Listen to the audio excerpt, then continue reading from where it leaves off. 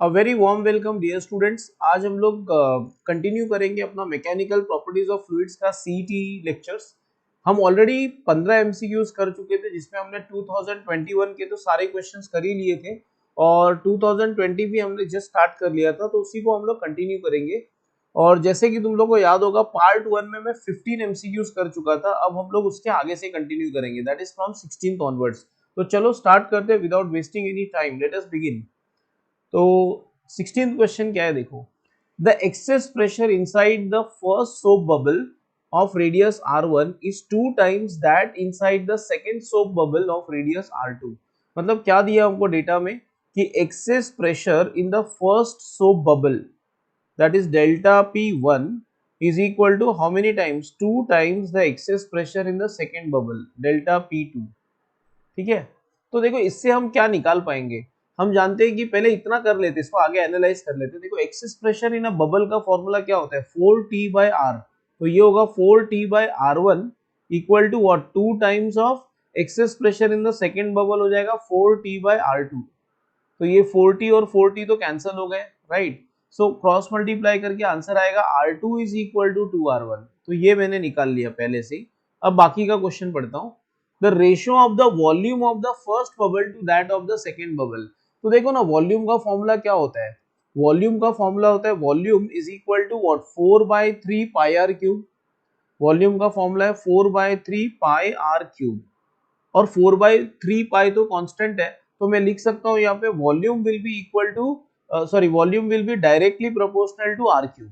ठीक है, volume will be directly proportional to r cube. मैं ऐसा लिख सकता हूँ कि volume is directly proportional to what, it is directly proportional to r cube. अब मुझे रेशियो ही तो पूछा है, तो मैं निकाल लूंगा ratio V1 upon V2 will be equal to what, it will be equal to R1 upon R2 का whole cube. R1 upon R2 का होल क्यूब, राइट। और R1 अपॉन R2 हाफ है, तो ये होगा R1 अपॉन R2। देखो R2 is 2R1, पैसे भी कर सकते हैं, कोई बच्चा चाहिए तो R1 को R1 ही रहने दो, R2 को 2R1 कर लो, ठीक है। द होल क्यूब, तो ये आंसर आएगा 1/8। द आंसर इज 1/8 और 1/8 है ऑप्शन नंबर बी। तो इस तरह से सम को सॉल्व किया जा सकता है। Let us move on to question number 17। Question number 17 is 1000 water drops of equal radii combined to form a big drop. अब ये तो मैं पता नहीं कितने बार करा चुका हूँ मालूम है। इसका answer ratio of final to initial, मुझे लगता है इसका आंसर 1/10 आता है बच्चों। और ये तुमको पार्ट 1 में मिल जाएगा। Let us not waste time, है ना, मैं ऑलरेडी पार्ट 1 में कर चुका हूँ इसको, इसलिए मैं टाइम वेस्ट नहीं करना चाहता। तो ये पार्ट 1 में ऑलरेडी हो चुका है, छोड़ो इसको। आंसर 1/10 आता है शायद, मुझे याद है, ई फाइनल अपॉन इनिशियल का पहला ही क्वेश्चन या दूसरा ही क्वेश्चन था पार्ट 1 में। आगे बढ़ते, रिपीट हुआ है तो ऑफ कोर्स क्वेश्चंस रिपीट होते हैं। मतलब अब ये क्वेश्चन देखो, ये अक्टूबर 2020 का, ये भी रिपीट हुआ है। R1 and R2 are radius of the, ये अलग है थोड़ा, ये वो बबल वाला क्वेश्चन था, ये ड्रॉप वाला क्वेश्चन है, देख लेते हैं।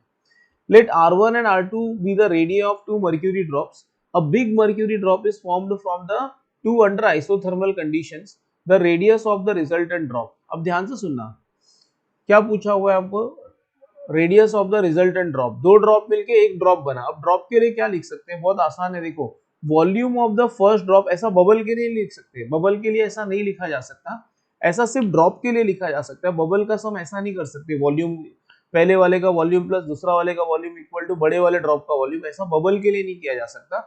हाँ, ड्रॉप के लिए कर सकते हो, क्योंकि liquids have fixed volume.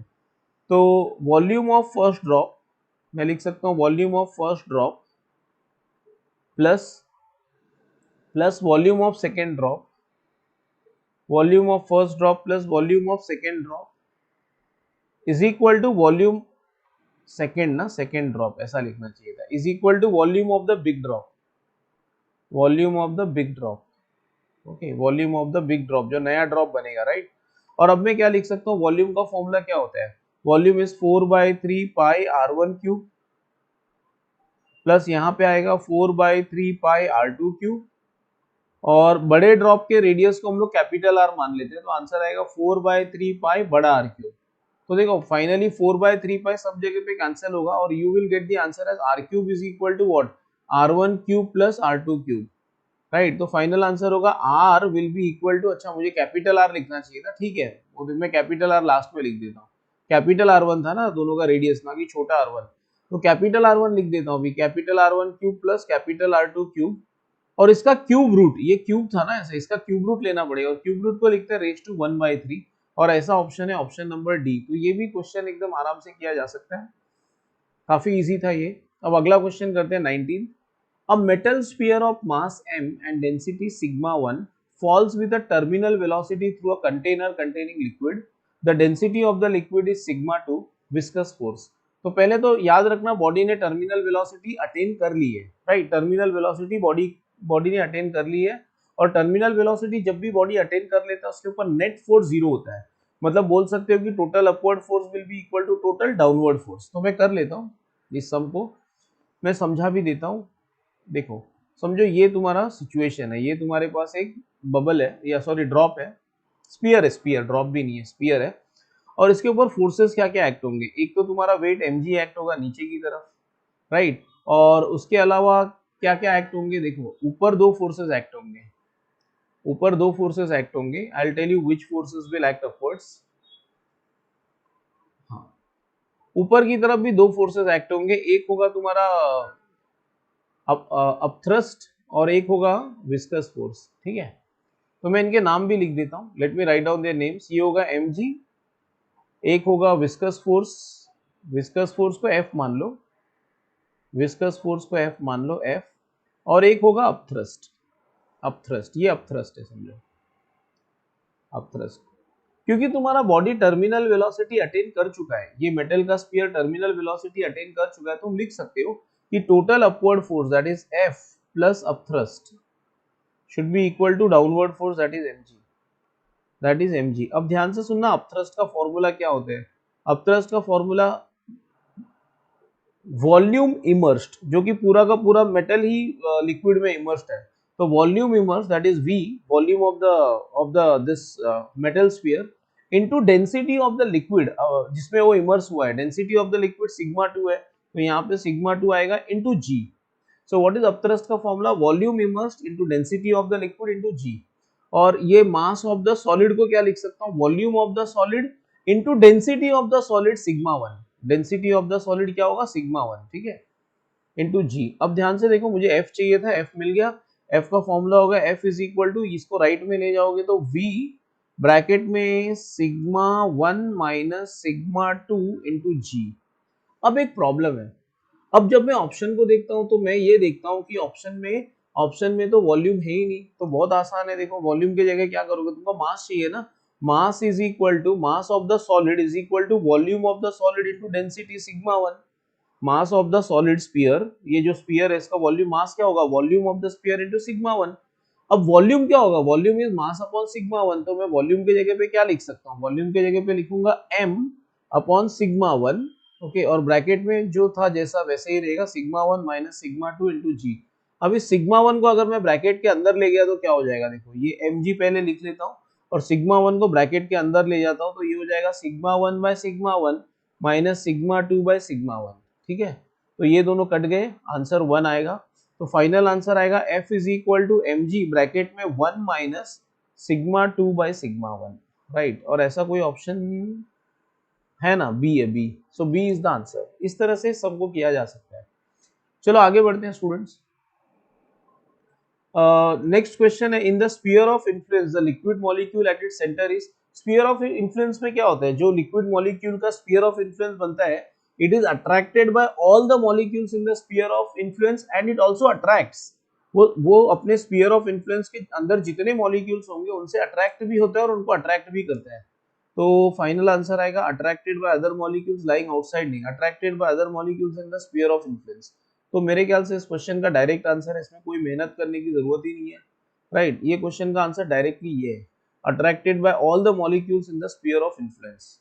Next question, due to surface tension the excess pressure inside a smaller drop is 9 units. अच्छा, मतलब एक छोटा ड्रॉप है, उसके अंदर एक्सेस प्रेशर 9 यूनिट्स है। If 27 small drops combine then the excess pressure inside the big drop, big drop बराबर है, देखो जब 27 ड्रॉप्स मिलके एक ड्रॉप बनाएंगे ना, तो radius of the big drop will be equal to what, radius of the big drop will be n to the power 1/3 radius of small drop. n मतलब नंबर ऑफ स्मॉल ड्रॉप्स। अब कितने drops थे छोटे वाले, 27 थे, 27 का cube root into छोटा वाला रेडियस का ड्रॉप, ठीक है, राइट है ना। तो ये 27 का क्यूब रूट क्या होगा, 3 होगा, तो 3r हो गया। अब देखो इस क्वेश्चन को कैसे करेंगे, बहुत आसान है। Access pressure inside the bigger drop, शायद सब बच्चों को पता होगा कि ड्रॉप में एक्सेस प्रेशर का फॉर्मूला क्या होता है। ड्रॉप में एक्सेस प्रेशर का फॉर्मूला होता है 2T/r। मतलब मैं ये बोल सकता हूं कि excess pressure is inversely proportional to radius, excess pressure is inversely proportional to radius.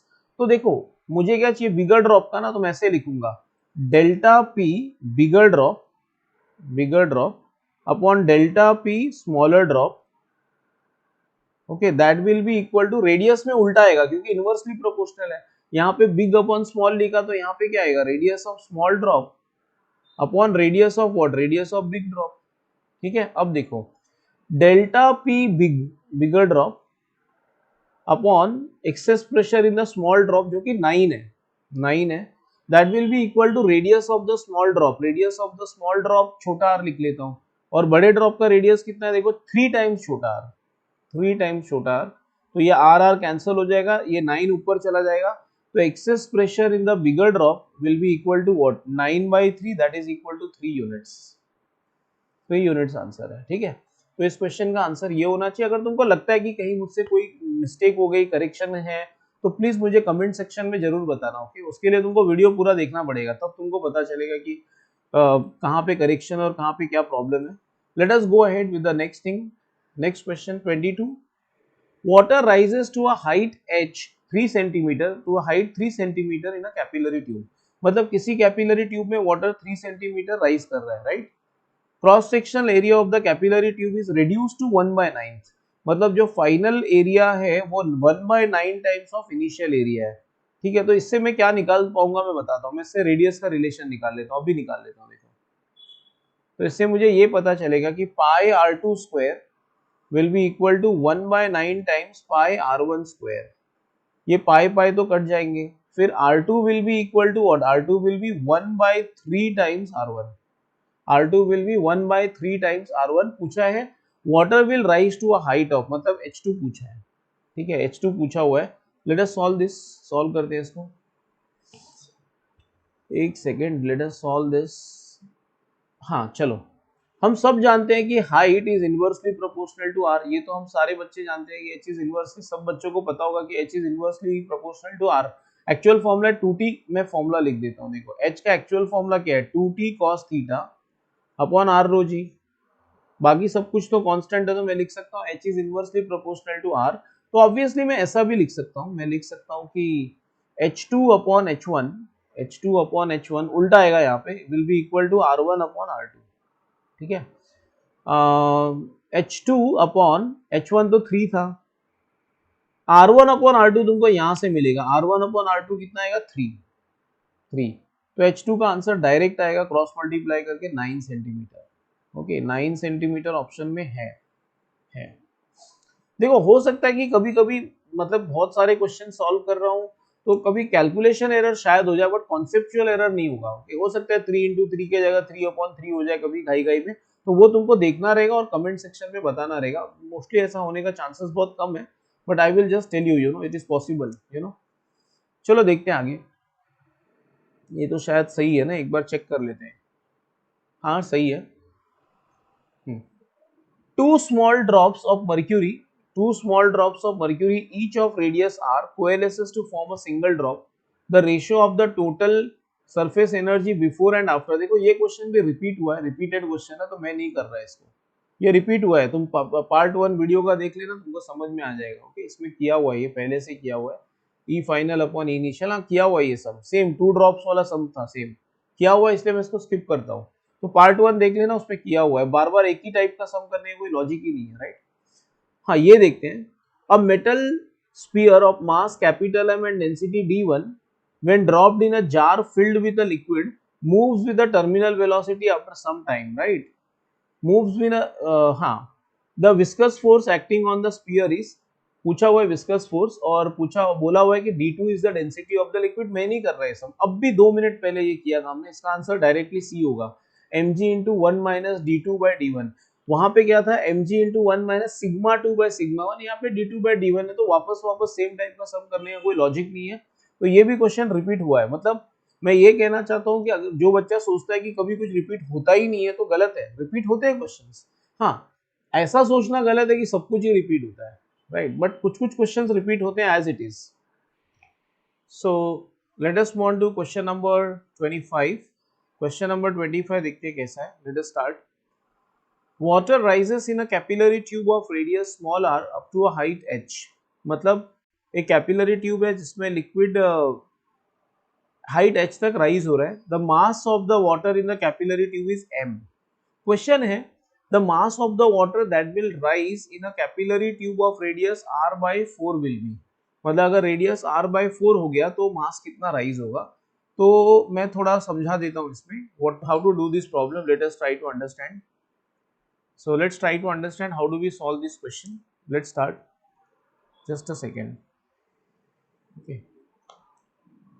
तो देखो इस क्वेश्चन को कैसे करना है। पहले तो मैं बता देता हूँ कैपिलरी ट्यूब एग्जैक्टली थोड़ा ड्रॉ करने की कोशिश करते हैं, so things will be better. So ये कैपिलरी ट्यूब मैंने ड्रॉ कर ली। This is a capillary tube. Capillary tube. अब इस ट्यूब में हम लोग थोड़ा लिक्विड जैसा कुछ दिखा देते हैं। देखो ऐसे, तो ये लिक्विड यहाँ तक है और लेटस से कैपिलरी ट्यूब में लिक्विड हाइट h तक ऊपर चला गया। This is the rise of the liquid in the capillary tube bye amount height h।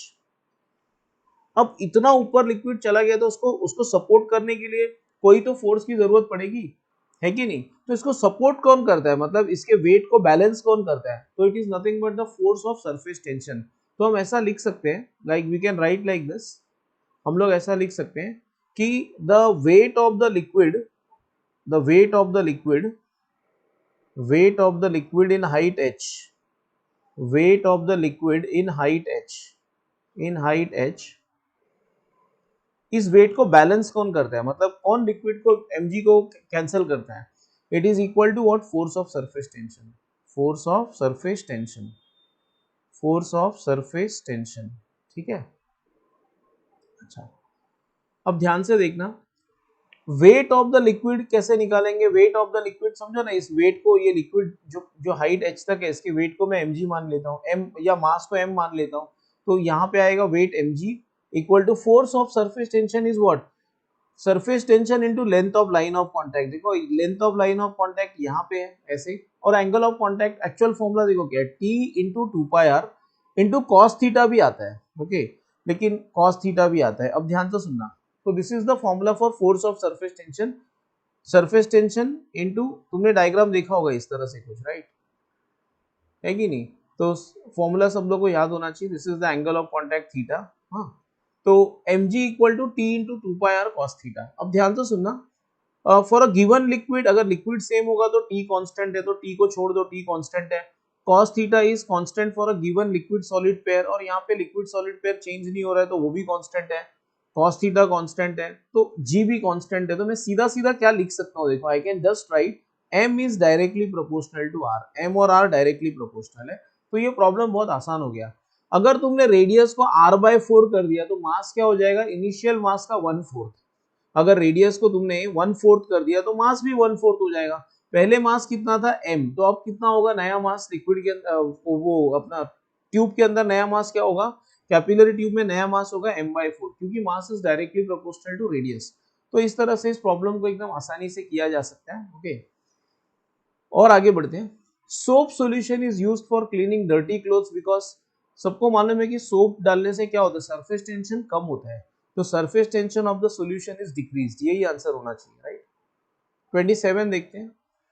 Water film is formed between two straight parallel wires each of length 10 centimetre kept at a separation of 0.5। मतलब situation को visualise करना है तो कुछ इस तरह से situation है कि ऐसे कुछ सिचुएशन दिया हुआ है तुमको, राइट। मतलब वाटर फिल्म है, इसके बीच में सेपरेशन दिया हुआ और लेंथ दिया हुआ है, kept at a separation of 0.5। now the separation between them is increased by 1 mm।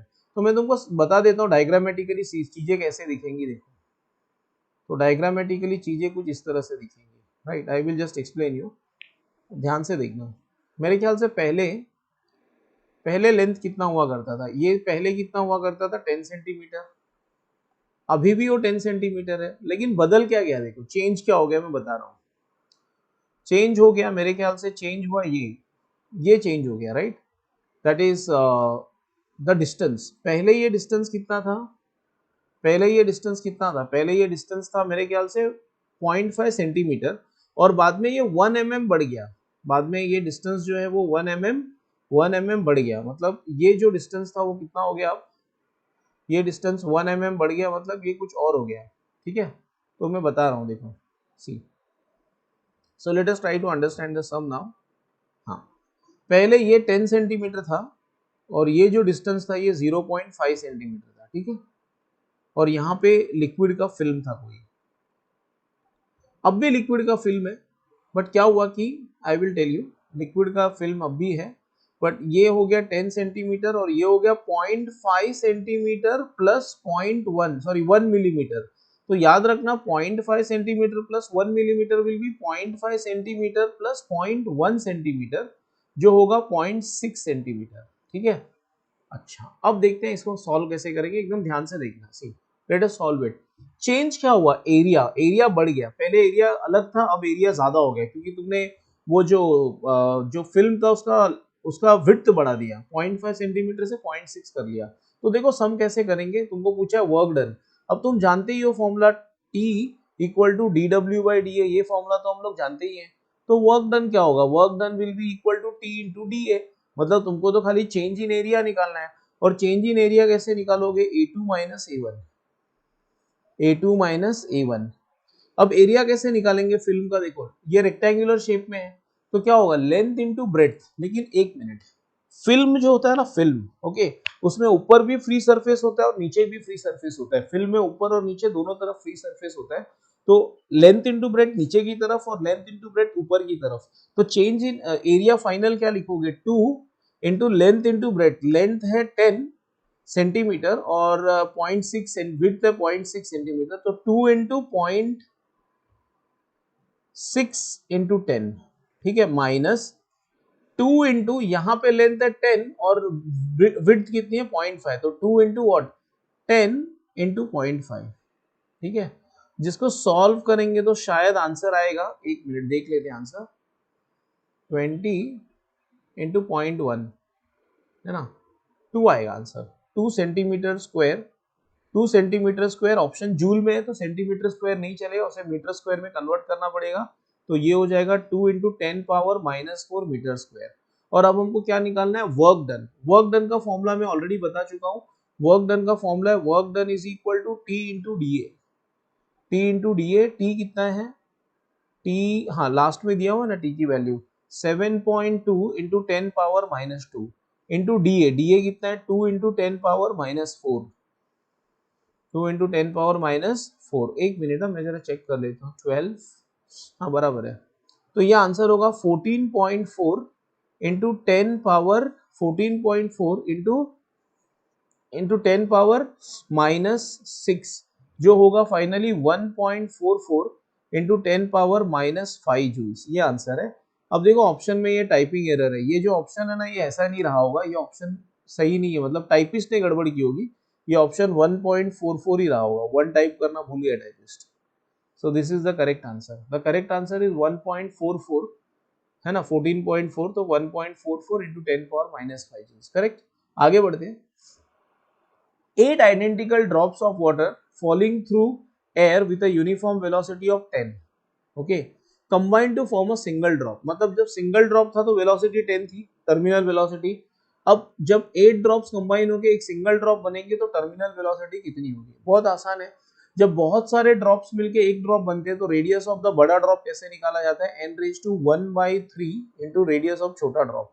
अब तुम्हारे केस में कितने ड्रॉपलेट्स मिलके एक ड्रॉप बना रहे, 8, तो ये होगा 8 raise to 1/3 into small r which will be equal to 2r, which will be equal to 2r, और हमको वेलोसिटी ऑफ स्मॉल ड्रॉप दिया हुआ है ना, वेलोसिटी ऑफ स्मॉल ड्रॉप दिया हुआ है, वेलोसिटी ऑफ स्मॉल ड्रॉप कितना दिया हुआ है 10, और पूछा हुआ है what is the velocity of the big drop, velocity of big drop पूछा हुआ है, तो बहुत आसान है, टर्मिनल वेलोसिटी है ना, देखो टर्मिनल वेलोसिटी का फॉर्मूला क्या होता है, terminal velocity is 2/9 R square rho minus sigma into G divided by eta. तो अगर ध्यान से देखा जाए तो पता चलता है कि terminal velocity is directly proportional to R square, तो V big upon V small है ना will be equal to what, R big upon R small, directly proportional है ना, लेकिन स्क्वायर भी ऊपर तो स्क्वायर भी होगा। अब देखो यहाँ पे हम जानते हैं कि R big is 2 times of small R है ना, तो ये आर बिग मतलब 2 times of small R, 2 times of small R, तो आर बिग को मैंने क्या लिखा 2 times of R small square, और V big divided by small वाले का कितना था टर्मिनल वेलोसिटी 10 था, तो ये कैंसिल हो जाएगा यहाँ पे, और आर स्मॉल कैंसिल, तो मेरे ख्याल से V big will be equal to 2 square into 10 that is equal to 40, तो आंसर आएगा 40 centimetres per second, that is the answer 40 centimetres per second. आगे बढ़ते हैं नेक्स्ट क्वेश्चन की तरफ। 29 ऑलरेडी कर चुका हूं मैं, लेकिन अब दोबारा क्यों करूं, मतलब I don't understand. The only thing is what you know, काफी इजी सम है, देख लेना तुम लोग, पार्ट 1 में ये ऑलरेडी सॉल्व किया है। बस इतना याद रखना कि यहाँ पे तुमको सीजीएस में आंसर निकालना है, सीजीएस में आंसर निकालना है तो रो की वैल्यू 1 आएगी, वाटर है ना, तो वाटर की डेंसिटी क्या होती है 1 ग्राम पर सेंटीमीटर क्यूब, मतलब रो की जगह 1 लिख देना। इन अदर वर्ड्स जो पिछला प्रॉब्लम हमने किया था ना उसका आंसर क्या आता है देखो, H G rho R1 R2 by 2 into R2 minus R1। यहाँ पे क्या होगा, यहाँ पे सिर्फ फर्क ये होगा कि रो को तुम 1 लिख दोगे, क्योंकि देखो उन्होंने बोला उनको आंसर सीजीएस में चाहिए, सीजीएस में डेंसिटी ऑफ वाटर 1 होती है। तो पार्ट 1 का देख लेना क्वेश्चन, सेम क्वेश्चन है, तो क्वेश्चंस रिपीट होते हैं, मतलब ये 2019 में पूछा हुआ, लगभग 2019 में पूछा हुआ सारा क्वेश्चन तो लोग ने 2020 में पूछा है। ओके, तो आगे देखते हैं next. A molecule of water on the surface, जो मॉलिक्यूल ऊपर होता है उसके ऊपर क्या लगता है, हम जानते हैं उसके ऊपर नेट डाउनवर्ड फोर्स लगता है, तो it experiences a net downward force, downward resultant unbalanced cohesive force, cohesive force लगता है। कोहेसिव फोर्स मतलब उसके खुद के ही मॉलिक्यूल्स, वाटर के मॉलिक्यूल्स ही वाटर को खींचते हैं नीचे, या लिक्विड इज जो मॉलिक्यूल्स टॉप पे होते हैं they are attracted downwards by molecules of same type, तो वो कौन सा फोर्स होगा, कोहेसिव, कोहेसिव। काफी इजी क्वेश्चन था ये भी, ये देख लेते हैं। A capillary tube is vertically immersed in water, rises up to a height h1, ठीक है। When the whole arrangement is taken up to depth d in a mine, the water level rises up to height h2, then h1 upon h2 is काफी easy problem है। इस chapter में surface tension और gravitation को, मतलब दोनों का concept की जरूरत है, काफी इजी है। देखो सी हम लोग क्या बोल सकते हैं, h1 upon h2 okay will be equal to what, g2 upon g1। अब ऐसा क्यों बोल सकते हैं मैं बता रहा हूँ, देखो h की फॉर्मूला क्या है, h is equal to 2t cos theta divided by r rho G, 2t cos theta divided by r rho G. इससे एकदम क्लियर होती है कि h और g की क्या रिलेशन है। इस प्रॉब्लम में तो खाली g बदल रहे हैं, पहले तुम सरफेस पे थे अब तुम अंदर चले गए अर्थ के, तो g विल चेंज, तो h is inversely proportional to g, तो h1 अपॉन h2 क्या होगा, g2 अपॉन g1। h1 मतलब देखो h1 upon h2 will be equal to g2 मतलब g एट डेप्थ, और डेप्थ में g की वैल्यू क्या होती है, g on the surface on into 1 minus d by r, ठीक है, द होल डिवाइडेड बाय, ये देखो ये क्या है, ये g एट अ डेप्थ है, और ये क्या है, उल्टा आएगा ना, height on height in surface upon height in depth will be equal to उल्टा g at depth upon g on the surface, ठीक है, और g on the surface of the earth is small g, तो g cut गया, तो answer आएगा h1 upon h2 will be straight away equal to what, 1 minus d by r, और ऐसा option है ऑप्शन नंबर डी, ठीक है, option number D. तो ये क्वेश्चन में उन्होंने क्या किया, ग्रेविटेशन और सरफेस टेंशन के कॉन्सेप्ट्स को मिक्स कर लिया। ओके, आगे बढ़ते हैं 32। Two capillary tubes of different diameters are dipped in water, the rise of water is, बहुत ही आसान है, हम सब जानते हैं कि h is inversely proportional to radius या डायमीटर, एक ही बात है, डायमीटर है ना। अगर डायमीटर ज्यादा होगा तो h कम होगा, इनवर्सली प्रोपोर्शनल है, तो देखते हैं ना, more in a tube of large diameter no, क्योंकि अगर डायमीटर ज्यादा होगा तो h कम होगा, same in both the tubes तो गलत है, more in the tube of small diameter, yes, अगर ये डायमीटर स्मॉल होगा तो h ज्यादा होगा, बिकॉज इनवर्सली प्रोपोर्शनल है, तो आंसर सी है। नेक्स्ट क्वेश्चन की तरफ बढ़ते हैं 33, बहुत बार कर चुका हूं 33, सेम टाइप का क्वेश्चन देखो कितने बार रिपीट हुआ है, राइट, तो ये तो मैं नहीं करने वाला। आगे बढ़ते हैं, हाँ ये देखते हैं। A metal sphere of radius r and density rho1 is dropped in a liquid of density sigma moves with terminal velocity v. ठीक है, ठीक है, मतलब एक मेटल स्फीयर था जिसकी खुद की डेंसिटी ρ1 थी, उसे लिक्विड में डाला गया जिसकी डेंसिटी सिग्मा थी, तो टर्मिनल वेलोसिटी कितना आ गया v.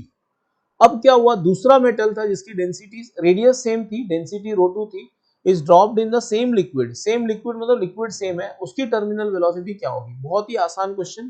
टर्मिनल वेलोसिटी का फॉर्मूला है 2/9 r square rho minus sigma into G divided by eta. तो याद रखना इस प्रॉब्लम में क्या है, ये सब कुछ कांस्टेंट है. देखो ये सारे के सारे चीजें कांस्टेंट है, मतलब ये 2/9 constant, r square constant, right, G constant, eta constant. तो मैं सीधा सीधा क्या लिख सकता हूं, मैं सीधा सीधा लिख सकता हूं कि terminal velocity is directly proportional to rho minus sigma. ठीक है, इट्स टर्मिनल वेलोसिटी सेकंड वाले सब्सटेंस की, सेकंड वाले ड्रॉप मेटल स्फीयर की पूछी हुई है ना, तो v2 upon v1 will be equal to what, देखो सीधा ρ2 minus sigma upon ρ1 minus sigma. Sigma तो सेम होगा क्योंकि लिक्विड सेम है. v2 मुझे ढूंढना है और पहले टर्मिनल वेलोसिटी दिया हुआ है मुझे v है v. ओके, तो मैं यहाँ पे v लिखूंगा, that will be equal to ρ2 minus sigma divided by ρ1 minus sigma. बस अब क्या क्रॉस मल्टीप्लाई कर लो, तो v2 will be equal to v in the bracket ρ2 minus sigma upon ρ1 minus sigma. देखो ऐसा कोई ऑप्शन होगा जरूर, ρ2 minus sigma upon ρ1 minus sigma into v. तो मेरे ख्याल से आंसर बी है, बी है, राइट. अगले क्वेश्चन की तरफ बढ़ते हैं 35. Which of the following statement is correct? Surface tension is potential energy per unit length, work done per unit area. यही सही है. सरफेस टेंशन का फॉर्मूला क्या है, surface tension is equal to dw upon dA, और dw upon dA मतलब work done per unit area. तो surface tension is work done per unit area. 36 देखते हैं.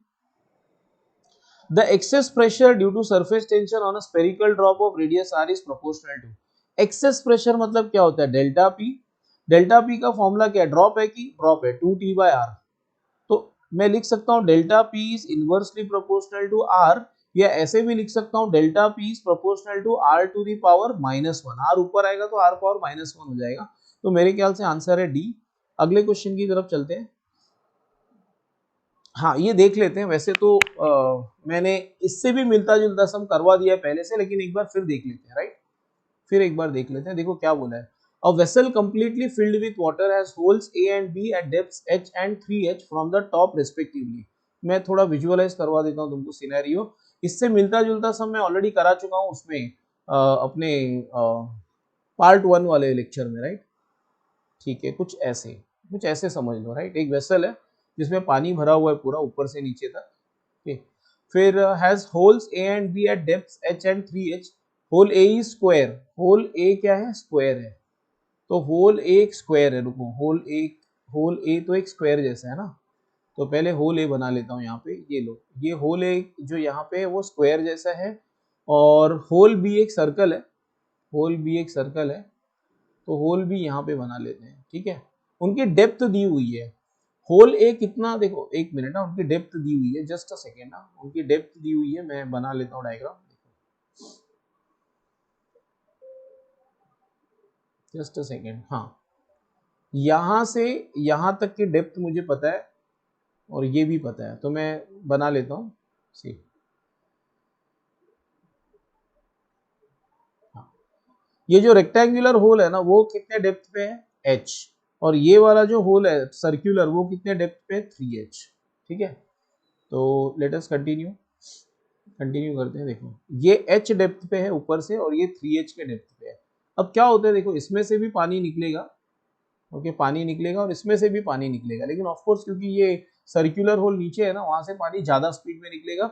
और पानी निकलने का स्पीड देखो, फॉर्मूला डायरेक्टली याद रखना, v is equal to root of 2gh, जो एक फ्रीली फॉलिंग बॉडी का फॉर्मूला है. मतलब अगर एक स्टोन को मैंने h नीचे आने दिया ना, तो उसकी वेलोसिटी क्या हो जाएगी, रूट ऑफ 2gh. सिमिलरली अगर पानी यहाँ से यहाँ तक, यहाँ से यहाँ पे होल बनाएंगे, तो यहाँ से जो पानी आएगा उसका स्पीड क्या होगा, v is equal to root of 2gh, where h is measured from the top. और यहाँ पे अलग स्पीड में, यहाँ ज्यादा स्पीड में पानी आएगी, यहाँ पे आएगा स्पीड होगा v equal to root of 2g into 3h. Okay, anyways अब आगे क्या दिया देखो, तो water flowing out per second from both holes is same. मतलब जो वॉल्यूम आ रहा है ना पानी का बाहर, वो दोनों होल में से सेम आ रहा है, मतलब मैं लिख सकता हूँ dv by dt that is volume of water coming from hole A will be equal to volume of water coming from hole B। मैं वॉल्यूम को थोड़ा अलग स्टाइल में लिख रहा हूँ, ओके। अब volume of water coming per unit time का direct formula area into velocity, area into velocity, यहां पे भी लिखूंगा एरिया इंटू वेलोसिटी, ठीक है। होल ए जो है ना वो स्क्वायर शेप का है, तो उसकी एरिया क्या होगी, एल स्क्वायर। देखो ये साइड एल दिया है तो L square. Velocity of liquid coming from A मैं तुमको ऑलरेडी बता चुका था, उसका फॉर्मूला होता है 2g into height, height above the hole, height of water above the hole that is 2gh। Area of B, B तो एक सर्कल है, सर्कल का एरिया होगा pi R square, pi R square, right.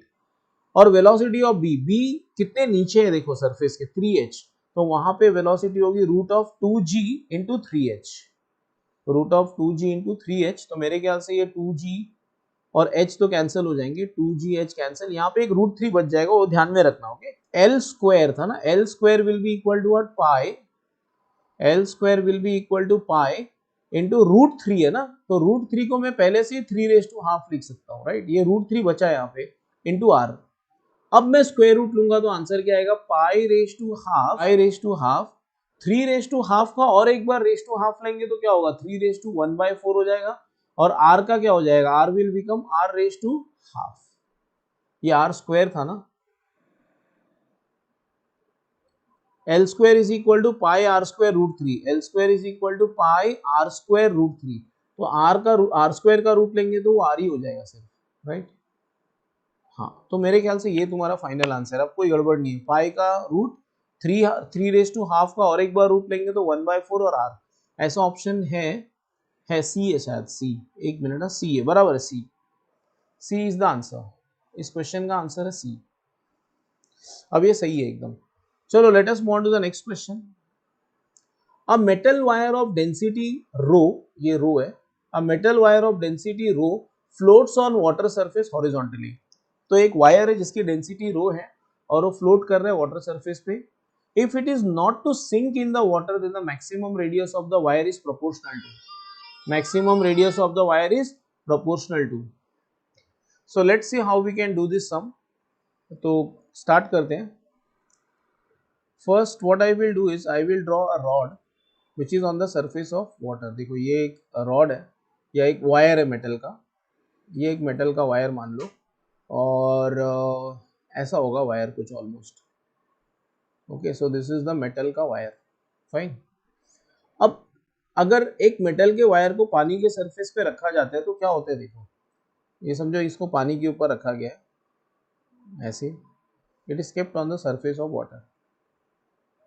तो देखो करना क्या है इसमें, the very important thing which student should know is that ऐसे सिचुएशन में क्या करना होगा, you will have to find length of line of contact. सबसे पहले length of line of contact निकालना चाहिए। देखो कैसे निकलेगा लेंथ ऑफ, अगर तुम ध्यान से देखो तो फोर्स ऑफ सरफेस टेंशन इस तरफ भी लगेगा ऐसे, इस तरफ भी लगेगा फोर्स ऑफ सरफेस टेंशन, और फोर्स ऑफ सरफेस टेंशन उस तरफ भी लगेगा ऐसे, right. This is what how the force of surface tension will look like. तो फोर्स ऑफ सरफेस टेंशन दोनों तरफ लगेगा, तो length of line of contact क्या होगा, length of line of contact क्या होगा मैं बताता हूँ। देखो how will you calculate length of line of contact, मैं यहाँ लिखता हूँ length of line of contact, length of line of contact will be equal to 2l, where 2l मतलब where l is nothing but length of this needle, length of the needle का 2 times होगा। और force of surface tension क्या होता है, force of surface tension is equal to what, T is equal to F upon L। तो force of surface tension क्या होगा, F upon length of line of contact, okay. F upon L नहीं, F upon length of line of contact, ये formula है surface tension का, F upon length of line of contact. तो इससे force of surface tension आ गया ना, force of surface tension will be equal to what, T into L। और ये जो फोर्स ऑफ सरफेस टेंशन है ना, T into L, यही बैलेंस करता है वेट mg को। तो मैं लिख सकता हूँ force of surface tension should be equal to what, mg, यही तो बैलेंस करेगा इसके वेट को। Force of surface tension will be equal to what, weight of the needle, that is equal to mg। Force of surface tension का formula तो मैं already जानता हूँ, TL मतलब वही T into 2L, क्योंकि length of line of contact 2L होता है। तो 2T into 2L will be equal to mass, volume देखो, ये वायर को एक छोटा सा सिलेंडर मान सकते हैं और उसका वॉल्यूम क्या होगा, पाई आर स्क्वायर एल। मैं मास को क्या लिख रहा हूँ, वॉल्यूम इंटू डेंसिटी इंटू जी। तो ये वॉल्यूम वाला पार्ट है, इंटू डेंसिटी इंटू जी। अब देखते हैं, मेरे ख्याल से एक एल और एल कैंसिल हो जाएगा और आंसर आएगा R square is equal to 2t divided by pi rho G, right. तो आर का आंसर क्या होगा, R will be equal to square root of 2t upon pi rho G. और 2 तो कांस्टेंट है। देखो क्वेश्चन में ये नहीं पूछा फॉर्मूला क्या है, क्वेश्चन में पूछा है the maximum radius of the wire is proportional to का मतलब ये 2 तो कांस्टेंट है, इसको निकाल सकते हो, राइट। एंड इनफैक्ट पाई को भी निकाल सकते हो, ऐसा कुछ नहीं है, मतलब तो 2 तो कांस्टेंट है। तो मेरे ख्याल से आंसर आएगा, ये 2 को इग्नोर कर लो क्योंकि प्रोपोर्शनल बोला है ना। तो t बाय पाई रो जी कौन से ऑप्शन में, root of t by pi rho G इसमें, तो यही आंसर है, right. This is how you solve the question. ये 2018 का क्वेश्चन है। अब और आगे बढ़ते हैं। इन अ कैपिलरी ट्यूब, ये रिपीटेड क्वेश्चन है, इसको नहीं करेंगे, रिपीट हुआ क्वेश्चन है, रिपीटेड। मैंने अभी कुछ देर पहले a/9 वाला किया था, रिपीटेड क्वेश्चन है। हाँ, ये देखते हैं। When one end of the capillary is dipped in water, the height of the liquid column is h. The upward force of surface tension is 105 dyne. Okay. It is balanced tension. The force due to surface tension is balanced by the force due to the weight of the column. What is the inner circumference of the capillary tube? अब ध्यान से जानते थे कि force of surface tension का formula क्या है, 2 pi r t cos theta। ये दिया हुआ है ना, फोर्स डायरेक्टली दिया हुआ 105। तो देखो क्या करेंगे, हम लोग को 2 पाई आर चाहिए, तो 2 पाई आर क्या होगा, 2 pi R will be equal to force of surface tension divided by T. तो अब आ गया आंसर। अब क्या है इसमें, फोर्स तो दिया हुआ है 105 डाइन, जिसको न्यूटन में कन्वर्ट करेंगे तो 10 पावर माइनस, तो we must convert dyne to newton. ये डाइन को हमको न्यूटन में कन्वर्ट करना चाहिए।